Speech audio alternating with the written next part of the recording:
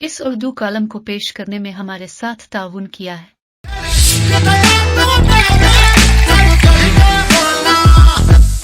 ये कौफ लीग का जमाना था। जनरल परवेज मुशर्रफ यूनिफॉर्म में सदर थे और शौकत अजीज वजीर आजम थे। मैं उस दौर के एक तगड़े वजीर के पास बैठा था। चाय का कप और गप दोनों गर्म थी। अचानक चपड़ासी अंदर दाखिल हुआ और साहिब को एक चिट पकड़ा दी। वजीर ने चिट देखी, कुर्सी से उठा, दौड़कर पीए के कमरे में गया और थोड़ी देर बाद नून लीग के एक साबिक वजीर को साथ लेकर वापस आ गया। मैं भी मेहमान के एहतराम में खड़ा हो गया। वो साहब जितनी देर वजीर साहब के दफ्तर में रहे, वजीर अपनी कुर्सी पर नहीं बैठा। अपने हाथ से उन्हें चाय भी बनाकर दी और फिर आखिर में उन्हें बाहर गेट तक भी छोड़ कर आया। मैंने वजीर से पूछा, क्या ये आपके पुराने जानने वाले हैं? उसने हंसकर जवाब दिया, बिल्कुल नहीं, मेरी इनके साथ तीसरी मुलाकात थी।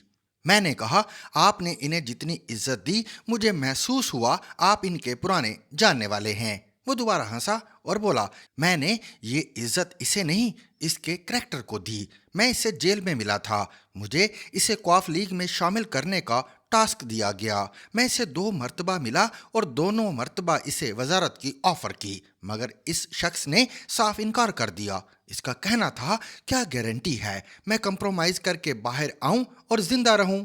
मेरे बाद मेरे बच्चे और मेरे दोस्त मेरे बारे में क्या कहेंगे? वजीर साहब का कहना था, मैंने इससे कहा, और इसकी क्या गारंटी है आप फौत ना हो और आप वजारत को भरपूर इंजॉय करें? इसका जवाब था, मुझे अगर वजारत मिल जाए तो भी मैं अपने खानदान और लोगों को क्या मुंह दिखाऊंगा। ये लोग हो सकता है मेरे कंप्रोमाइज पर कुछ न कहें, लेकिन मैं रोजाना आईना देखूंगा और आईना मुझसे रोज पूछेगा, ये तुमने क्या किया? मैं अपने आप को क्या जवाब दूंगा? चुनाचे मेरी तरफ से माजरत। मैंने इससे कहा, आप इस इनकार के नताइज से वाकिफ हैं? आपको लंबी सजा भी हो सकती है, जायदाद भी जब्त हो सकती है और आप डिस्क्वालीफाई भी हो सकते हैं। क्या आप ये नताइज भुगतने के लिए तैयार हैं? ये हंसकर बोला, मेरे भाई, ज़मीर की आवाज़ सुनने की सज़ा होती है और मैं ये सज़ा भुगतने के लिए तैयार हूँ। वजीर साहब खामोश हो गए। मैंने उससे पूछा, इसके बाद क्या हुआ? वो शर्मिंदा होकर बोला, मैं वजीर बन गया और ये जेल में रहा। ये 3 साल बाद रिहा हुआ तो इसे जेल में रखने वाले भी इसकी इज्जत कर रहे हैं और मैं भी। मैं खुद को इसके सामने छोटा महसूस करता हूँ और इस फीलिंग ने मुझे इसके सामने कुर्सी पर नहीं बैठने दिया। वजीर साहब खामोश हो गए। वो दौर ख़त्म हो गया। जनरल परवेज मुशर्रफ की यूनिफॉर्म भी उतर गई और कौफ लीग भी तितर बितर हो गई। हुकूमत के साथ ही उस वजीर का सियासी कैरियर भी ख़त्म हो गया। वो मुल्क से बाहर शिफ्ट हो गया। ताहम जेल बर्दाश्त करने वाला MNA 2 बार मुंतखब हुआ, वजीर बना और मुसलसल बनता रहा।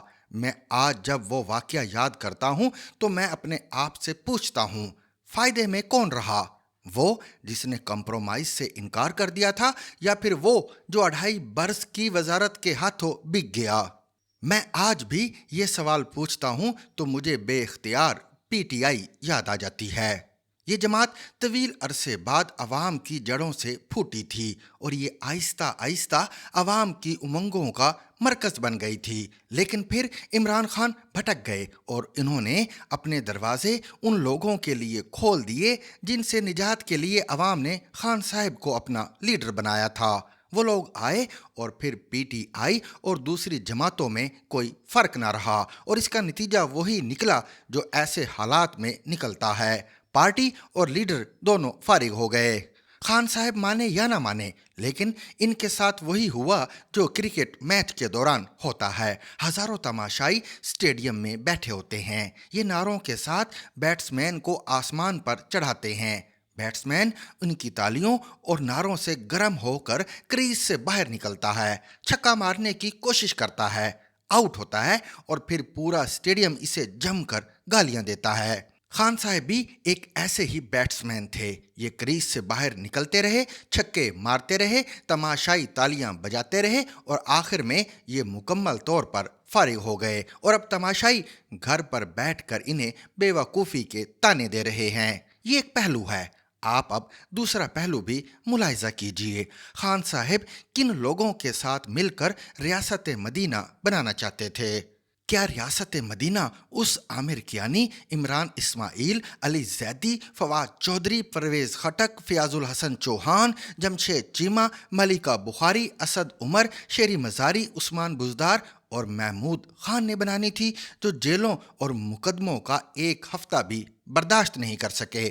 یہ جیل سے نکلے، پریس کانفرنس کی اور استحکام پاکستان پارٹی میں شامل ہو گئے، یا پھر انہوں نے پرویز خٹک کی پاکستان تحریک انصاف پارلیمنٹیرینز جوائن کر لی، یا پھر تحریک انصاف اور خان صاحب سے اعلان لا تعلقی کر لیا۔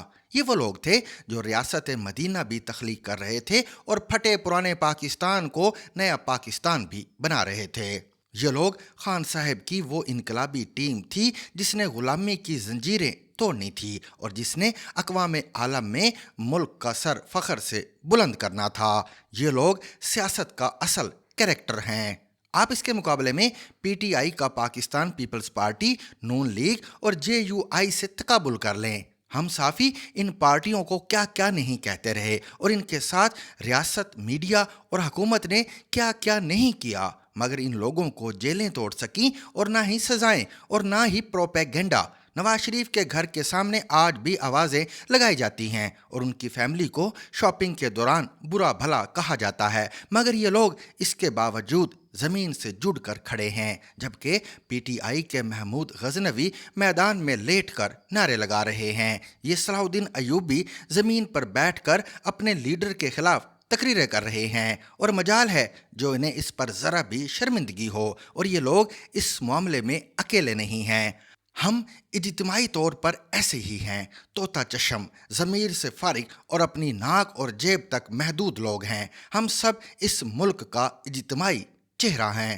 میں خان صاحب کا مخالف سمجھا جاتا ہوں۔ میں نے 2014 میں سب سے پہلے پی ٹی آئی کے گالی اسکواڈ سے گالیاں کھانا شروع کی تھی اور آج تک کھا رہا ہوں، مگر اس کے باوجود مجھے آج خان صاحب سے ہمدردی ہو رہی ہے۔ یہ بیچارہ مغالطے میں مارا گیا۔ یہ کاغذی شیروں کو اصل شیر اور گتے کی تلواروں کو ضرب مومن سمجھ بیٹھا تھا، چنانچہ یہ سیاسی موت مارا گیا۔ اس کے لیے اگلا وقت آج سے زیادہ مشکل اور ناقابل برداشت ہوگا۔